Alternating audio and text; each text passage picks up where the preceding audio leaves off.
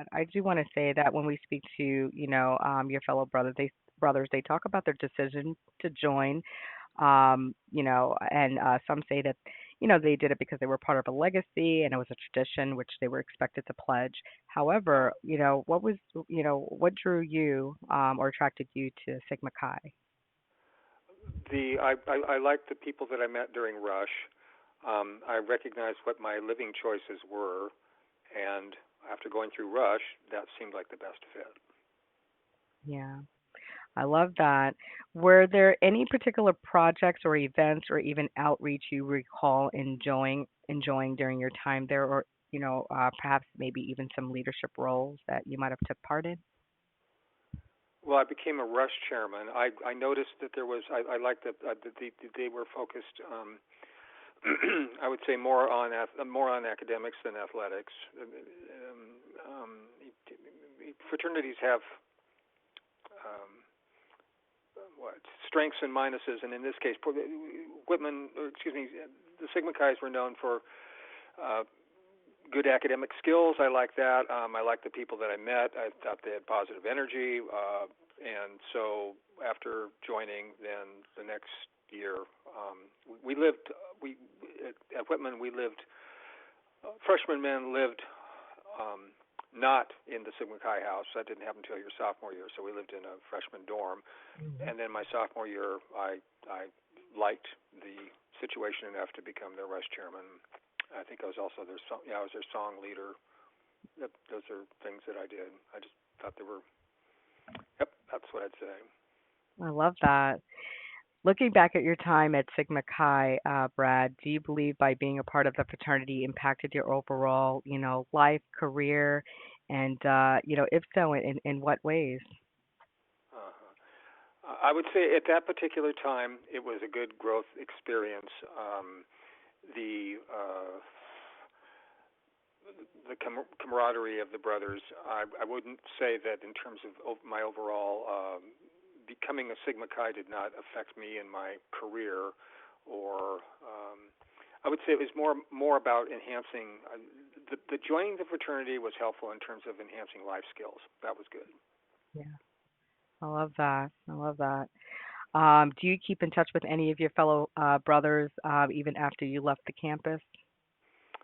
Yes, I mean I have the best man at my wedding. I still am in touch with, and a fellow that was I had a group. I played music for dances there. I'm in touch with him. So a couple of folks, yes. I love that.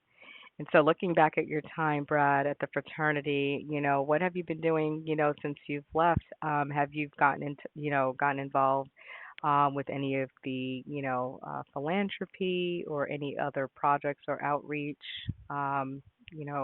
surrounding that? Yeah, I've gotten involved in. I lost my sister to alcoholism, so I've been involved in philanthropy since she died in 1999. I've raised significant funds with significant matching funds, but more important than that, yeah, in that area we've raised $5 million. We have helped Oh, 9 different drug and alcohol treatment programs in Portland, Oregon. We have a house named after my sister called Laura's Place, which has helped over 100 women and their children um, develop after drying out the appropriate life skills so that they can cope, and sometimes even for women to be able to be reunited with their children. So I appreciate that. I also appreciate more at my website, which is www.bradmerceau.com, that we have established I would say, a lifeline for folks who want to stay sober. We don't care how they do it, but if they do it, we have an anonymous area called Sobriety Anniversaries, where we have 1,142 people who have given us their anniversary dates, and that totals almost 26,000 clean and sober years. We also have, for prevention, which is my most important thing in terms of honoring Laura, we have 431 teens who have pledged to honor their minds, bodies, and spirits without drugs or alcohol before their 21st year. And research done by Joseph Califano Jr., Columbia University, suggests that they will never become addicted. So I consider that a positive legacy in my sister's, honoring my sister's name and every person who chooses to make that pledge. Oh, wow.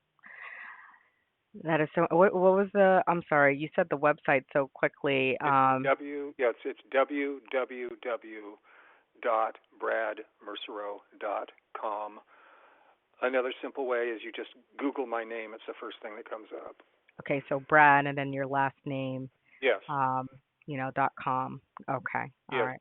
Also, I will say one of the I've become a people are interested in the work that we're doing. So I'm not interested in programs where they're asking for money, but if there's information about addiction, in the United States conservatively affects 10% of the population. We're talking 40 million people. 85% of those folks never seek treatment. That's frightening. Yeah, So we have as much information as we can for those who do want to seek treatment under our resources section. It doesn't have anything to do with money. It just has to do if people have made the decision and want to dry out and want to change their lives and find out about underlying causes and find out about the physical reasons that maybe this happened, their genealogy, et cetera. They've got a leg up on getting this done because it's very difficult. The reason the figure is so high in the United States in addiction is because it's the Surgeon General, two Surgeon Generals ago, said this was the number one health issue of the United States, addiction. yeah, yeah. That is sadly, true. Um, Brad, I so want to say, I appreciate, sharing your experience, especially, even after leaving, the fraternity as to, what has, what you've continued to do as far as, a lot of different organizations and starting one, of course, yourself under your sister's name. Right. My final question to you is, looking back at your time at Sigma Chi, what was your biggest takeaway by being a part of it? Well, this will surprise you, but my biggest takeaway from being a part of it is that drinking was part of the culture at Sigma Chi. And I knew enough from my health class. I blacked out twice. And as a matter of fact, that's probably one of the reasons that I changed from economics to what I really loved, which was music.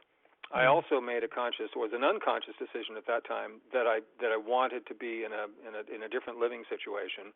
Yeah. It was fine for those that did it, but not for me. So my biggest takeaway was I never blacked out again, and I did not go down the road of either my father, who quit drinking at 51 and lived till 76. I was very proud of him. Yeah. But my sister was not so fortunate, and I made a conscious decision. So that's my biggest takeaway. Wow. Brad, I so want to thank you for